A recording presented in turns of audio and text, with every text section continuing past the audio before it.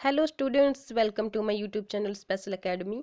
आप सभी का हमारे इस चैनल पर स्वागत है। स्टूडेंट्स, जैसा कि आप सभी को पता है कि हम हिंदी साहित्य का अध्ययन कर रहे हैं और हमारा जो सेशन चला है वो आधुनिक काल का यहाँ पर हम डिस्कस कर रहे हैं। और आधुनिक काल की कौन सी काव्य धारा है हमारी, वो है हमारी काव्य धारा छायावाद।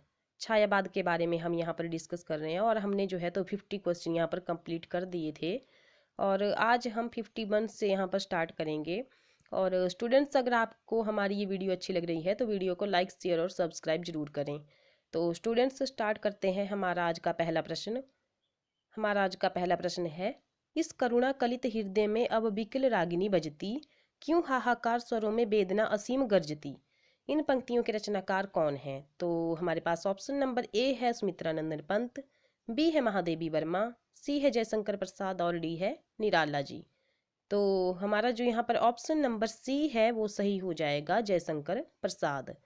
ये जो पंक्तियां हैं ये किसकी हैं? ये है जयशंकर प्रसाद जी की पंक्तियां। और स्टूडेंट्स, जो जयशंकर प्रसाद जी हैं इनका जन्म हुआ था 1889 में और मृत्यु इनकी हुई थी 1936 में। और इनकी जो रचनाएं हैं वो जैसे चित्राधार है, ये ब्रज भाषा में रचित कविताएं हैं इसमें। और फिर कानन कुसुम आ गई, महाराणा का महत्व, करुणालय, झरना, आंसू लहर और कामायनी, ये सब किसकी रचनाएं हैं? ये है जयशंकर प्रसाद जी की रचनाएं। और इनको जो है तो जयशंकर प्रसाद जी को आधुनिक कविता के सुमेरु के नाम से भी जाना जाता है। आधुनिक कविता के सुमेरु के नाम से भी इनको जाना जाता है। और जयशंकर प्रसाद का जो जन्म है वो 1889 में हुआ था और मृत्यु 1936 में हुई थी। तो बढ़ते हैं हमारे नेक्स्ट क्वेश्चन की ओर। चित्रात्मक भाषा एवं लाक्षणिक पदावली किस युग की काव्य विशेषता है? तो चित्रात्मक भाषा और लाक्षणिक पदावली किस युग की काव्य विशेषता है? तो हमारे पास ऑप्शन नंबर ए है छायावाद, बी है प्रगतिवाद, सी है प्रयोगवाद और डी है इनमें से कोई नहीं। तो चित्रात्मक भाषा और लाक्षणिक पदावली किस युग की काव्य विशेषता है? तो हमारा जो ऑप्शन नंबर ए है छायावाद, वो सही हो जाएगा।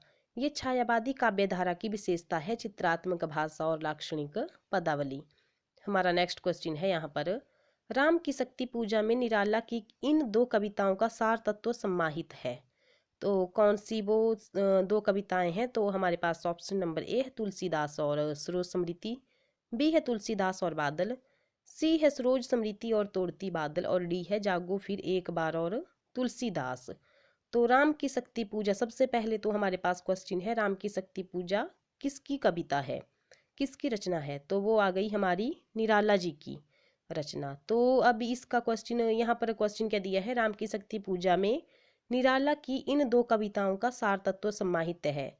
तो कौन सी है वो दो कविताएं? तो हमारा जो ऑप्शन नंबर यहाँ पर डी है, जागो फिर एक बार और तुलसीदास, ये इन कविताओं का यहाँ पर सार तत्व सम्माहित है। ऑप्शन नंबर डी हमारा सही हो जाएगा। हमारा नेक्स्ट क्वेश्चन है, किस छायावादी काव्य में संवाद शैली का सर्वाधिक उपयोग किया गया है? कौन सा छायावादी कवि है जिसने संवाद शैली का सर्वाधिक उपयोग किया है? तो हमारे पास ऑप्शन नंबर ए है सुमित्रा नंदन पंत, बी है जयशंकर प्रसाद, सी है महादेवी वर्मा और डी है निराला जी। तो हमारा जो ऑप्शन नंबर यहाँ पर बी है जयशंकर प्रसाद, वो सही हो जाएगा। जयशंकर प्रसाद जो कवि है इन्होंने संवाद शैली का सर्वाधिक उपयोग किया है। अगर स्टूडेंट्स आपको हमारी ये वीडियो अच्छी लग रही है तो वीडियो को लाइक, शेयर जरूर करें। हमारा नेक्स्ट क्वेश्चन है, नखत की आशा किरण समान हृदय के कोमल कवि की कांत, ये जो पंक्ति है ये किसकी है?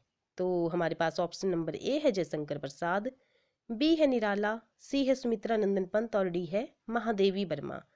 तो नखत की आशा किरण समान हृदय के कोमल कवि की कांत, ये जो पंक्ति है ये जयशंकर प्रसाद जी की है। हमारा ऑप्शन नंबर ये ए हमारा यहाँ पर सही हो जाएगा। और मैंने अभी आपको इनका जन्म समय बताया, क्या है इनका जन्म समय?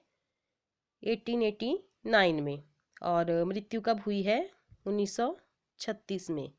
इनकी रचनाएं कौन कौन सी बताई मैंने आपको अभी, झरना, आंसू लहर, कमायनी, करुणालय, महाराणा का महत्व और कानन कुसुम, ये है इनकी रचनाएं।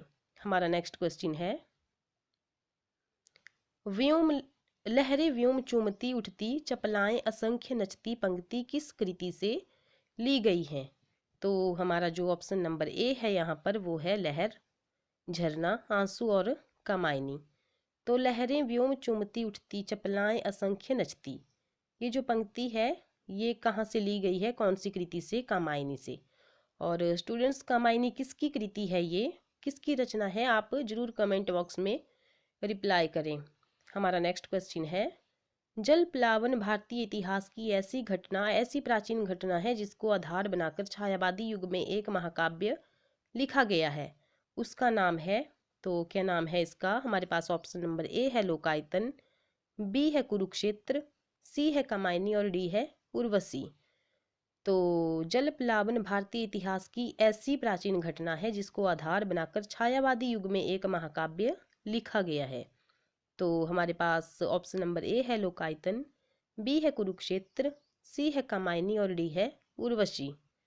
तो हमारा जो यहाँ पर ऑप्शन नंबर सी है वो सही हो जाएगा, कामायनी। और ये कामायनी किसकी रचना है? ये है जयशंकर प्रसाद जी की, जयशंकर प्रसाद जी की रचना है। क्या है? कामायनी। तो बढ़ते हैं नेक्स्ट क्वेश्चन की ओर। परिवर्तन नामक कविता सर्वप्रथम सुमित्रा नंदन पंत के किस ग्रंथ में संकलित थी? परिवर्तन नामक कविता सर्वप्रथम सुमित्रा नंदन पंत के किस ग्रंथ में संकलित थी? तो हमारे पास ऑप्शन नंबर ए है पल्लव, बी है वीणा, सी है तारापथ और डी है ग्रंथी। तो परिवर्तन नामक कविता सर्वप्रथम सुमित्रा नंदन पंत के पल्लव ग्रंथ में संकलित थी। हमारा ऑप्शन नंबर ए यहाँ पर सही हो जाएगा। और स्टूडेंट्स, जो इनकी कविताएं हैं इनको मैंने आपको बहुत बार बताया है कि इनको साहित्य अकादमी पुरस्कार मिला है। वो किस रचना पर मिला है? वो मिला है कला और बूढ़ा चांद के लिए, कला और बूढ़ा चांद, बूढ़ा चांद। और इनको चिदम्बरा के लिए ज्ञानपीठ पुरस्कार मिला है, चिदम्बरा के लिए ज्ञानपीठ पुरस्कार मिला है। और इनकी रचनाएं हैं जैसे वीणा ग्रंथि, पल्लव गुंजन, फिर प्रतिमा सौवर्ण, कला और बूढ़ा चांद, अभिषेकित, हरीश, लोकायतन और रजत शिखर, शिल्पी, युगांतर, उत्तरा, ये सब इनकी रचनाएं हैं। बढ़ते हैं नेक्स्ट क्वेश्चन की ओर। विधवा को इष्ट देव के मंदिर की पूजा सी, ये किसने कहा है? तो हमारे पास ऑप्शन नंबर ए है पंत, निराला, प्रसाद और नागार्जुन। तो विधवा को इष्ट देव के मंदिर की पूजा सी, ये किसने कहा है? तो ऑप्शन नंबर बी हमारा सही हो जाएगा, निराला जी। बढ़ते हैं नेक्स्ट क्वेश्चन की ओर।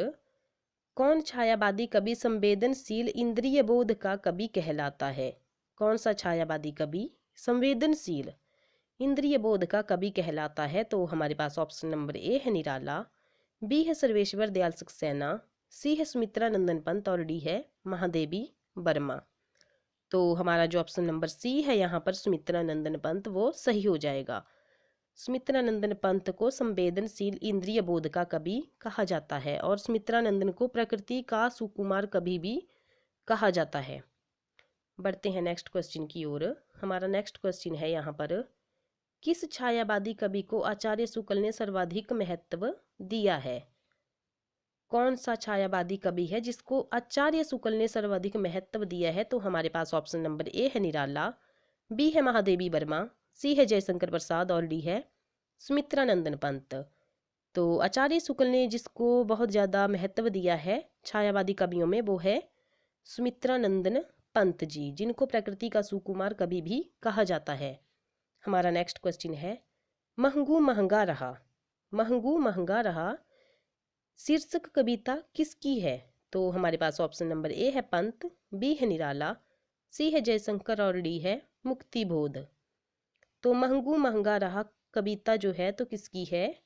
निराला जी की। ऑप्शन नंबर बी हमारा सही हो जाएगा।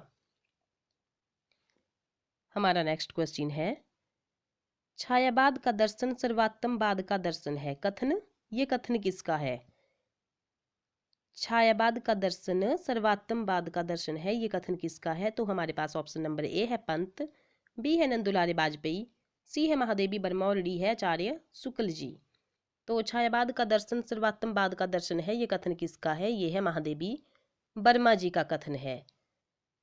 तो महादेवी वर्मा के बारे में मैंने आपको पहले बताया था कि इनकी कुछ रचनाएं हैं, जैसे रश्मि, निहार, नीरजा, सांध्य गीत, दीपशिखा, यामा और नीरजा। और इनको जो है तो यामा के लिए मांगला प्रसाद पुरस्कार मिला है। किस रचना के लिए? यामा के लिए। बहुत ही ज़्यादा इंपॉर्टेंट क्वेश्चन है। और नीरजा के लिए सक्सेरिया पुरस्कार मिला है, नीरजा के लिए सक्सेरिया पुरस्कार मिला है। और इनका प्रिय अलंकार कौन सा है? तो प्रिय अलंकार है इनका रूपक। मैंने आपको पहले भी बताया है इनका प्रिय अलंकार क्या है, रूपक है इनका प्रिय अलंकार। हमारा नेक्स्ट क्वेश्चन है, छायावाद की लघुत्रय में कौन नहीं आता है? तो हमारे पास ऑप्शन नंबर ए है यहाँ पर महादेवी वर्मा, बी है राम कुमार वर्मा, सी है माखन लाल चतुर्वेदी और डी है प्रसाद जी। तो छायावाद की लघुत्रय में कौन नहीं आता है? तो हमारा जो यहाँ पर ऑप्शन नंबर डी है वो सही हो जाएगा, प्रसाद जी। हमारा नेक्स्ट क्वेश्चन है, छायावाद को छोकरावाद की संज्ञा किसने दी? बहुत इंपॉर्टेंट क्वेश्चन है। तो छायावाद को छोकरावाद की संज्ञा किसने दी? तो हमारे पास ऑप्शन नंबर ए है नागेंद्र, बी है भगवान दीन, सी है रामविलास शर्मा और डी है नंदुलारे बाजपेयी जी। तो छायावाद को छोकरावाद की संज्ञा किसने दी? तो वो दी भगवान दीन जी ने। हमारा नेक्स्ट क्वेश्चन है, अगर स्टूडेंट्स वीडियो अच्छी लग रही है तो वीडियो को लाइक जरूर करें। और हमारा नेक्स्ट क्वेश्चन है अब यहाँ पर, झरना को छायावाद की प्रयोगशाला का प्रथम आविष्कार किसने कहा है? झरना को छायावाद की प्रयोगशाला का प्रथम आविष्कार किसने कहा है? सबसे पहले आप मुझे ये बताइए, झरना रचना किसकी है? कमेंट बॉक्स में जरूर रिप्लाई करें, झरना रचना किसकी है ये। और झरना को छायावाद की प्रयोगशाला का प्रथम आविष्कार किसने कहा है? तो वो कहा है नंदुलारे बाजपेयी जी ने। और इसका मैं बता दूं झरना किसकी है ये रचना, तो ये है जयशंकर प्रसाद जी की। जयशंकर प्रसाद जी की रचना है ये झरना, झरना आंसू लहर कामायनी। और नेक्स्ट क्वेश्चन है हमारा, ले चल मुझे बुलावा देकर मेरे नाविक धीरे धीरे, पंक्ति के आधार पर किस कवि को पलायनवादी घोषित किया गया है? ले चल मुझे बुलावा देकर मेरे नाविक धीरे धीरे, तो पलायनवादी किस कवि को घोषित किया है? तो हमारे पास ऑप्शन नंबर ए है प्रसाद जी, बी है पंत, सी है निराला और डी है राम कुमार वर्मा। तो ले चल मुझे बुलावा देकर मेरे नाविक धीरे धीरे, ये जो पंक्ति है ये किस कवि की ओर संकेत करती है? प्रसाद जी की ओर। प्रसाद जी को इस पंक्ति के कारण क्या कहा गया है? पलायनवादी घोषित कर दिया गया है। हमारा नेक्स्ट क्वेश्चन है, कामायनी में निर्वेद सर्ग के बाद कौन सा सर्ग आता है? कामायनी में निर्वेद सर्ग के बाद कौन सा सर्ग आता है? तो हमारे पास ऑप्शन नंबर ए है संघर्ष, बी है चिंता, सी है दर्शन और डी है ईड़ा। सबसे पहले आप मुझे ये बताइए कामायनी रचना है किसकी, और कामायनी में सर्ग कितने हैं? तो कामायनी में जो सर्ग है उनकी संख्या है 15। तो निर्वेद सर्ग के बाद कौन सा सर्ग आता है? तो हमारा जो यहाँ पर ऑप्शन नंबर सी है वो सही हो जाएगा, दर्शन। कामायनी में निर्वेद सर्ग के बाद कौन सा सर्ग आता है? तो वो आता है दर्शन सर्ग। हमारा नेक्स्ट क्वेश्चन है, अनामिका का द्वितीय संस्करण कब निकला? तो हमारा ऑप्शन नंबर ए है यहाँ पर 1935, 1938, 1923 और 1940। तो अनामिका का द्वितीय संस्करण कब निकला? तो वो निकला 1938 में। और ये रचना किसकी है? ये है निराला की। और अनामिका का जो इसका रूप है वो क्या है? काव्य रूप है। हमारा नेक्स्ट क्वेश्चन है, महाराज शिवाजी का पत्र किस कवि की कविता है? तो हमारे पास ऑप्शन नंबर ए है पंत, बी है प्रसाद, सी है नागार्जुन और डी है निराला जी। तो महाराज शिवाजी का पत्र किस कवि की कविता है? तो हमारा जो ऑप्शन नंबर यहाँ पर डी है वो सही हो जाएगा, सूर्यकांत त्रिपाठी निराला जी। महाराज शिवाजी का पत्र किस कवि की कविता है? वो है निराला जी की। हमारा नेक्स्ट क्वेश्चन है, छायावाद को शक्ति काव्य के रूप में किसने परिभाषित किया है? तो हमारे पास ऑप्शन नंबर ए है रामदर्श मिश्र, बी है राम स्वरूप चतुर्वेदी, सी है नंदुलारे बाजपेयी और डी है धर्मवीर भारती। तो छायावाद को शक्ति काव्य के रूप में किसने परिभाषित किया है? तो वो किया है राम स्वरूप चतुर्वेदी जी ने। हमारा नेक्स्ट क्वेश्चन है, हिंदी की पहली छायावादी कविता मानी जाती है? तो हमारा ऑप्शन नंबर ए है जूही की कली, बी है हेमंत, सी है प्रथम प्रभात झरना और डी है प्रथम रश्मि। तो हिंदी की पहली छायावादी कविता कौन सी मानी जाती है? तो वो है ऑप्शन नंबर सी हमारा प्रथम प्रभात झरना। और ये झरना किसकी रचना है? तो ये है जयशंकर प्रसाद जी की रचना। हमारा नेक्स्ट क्वेश्चन है, सरोज समृति जो 1935 में रचित है वो किसकी रचना है? सरोज समृति।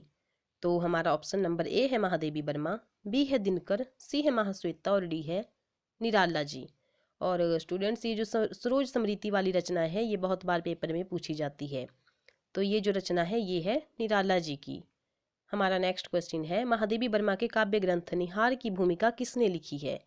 तो हमारे पास ऑप्शन नंबर ए है अयोध्या सिंह उपाध्याय, बी है महादेवी वर्मा, सी है निराला और डी है रविंद्रनाथ टैगोर। तो महादेवी वर्मा के काव्य ग्रंथ निहार की भूमिका किसने लिखी? तो वो लिखी है अयोध्या सिंह उपाध्याय हरिऔध जी ने।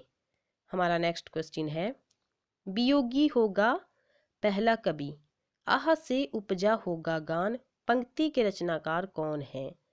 तो हमारा जो ऑप्शन नंबर ए है महादेवी वर्मा, पंत, वियोगी हरि और डी है निराला। तो वियोगी होगा पहला कवि, आह से उपजा होगा गान, इस पंक्ति के रचनाकार कौन है? तो वो है ऑप्शन नंबर बी सुमित्रा नंदन पंत जी, यहाँ पर सही हो जाएगा। और स्टूडेंट्स, अगर आपको हमारी ये वीडियो अच्छी लगी है तो वीडियो को लाइक शेयर और सब्सक्राइब जरूर करें। और अगर आपको हिंदी साहित्य से संबंधित और भी वीडियो चाहिए तो हमारी प्लेलिस्ट में जाके आप वहाँ पर देख सकते हैं। Thank you.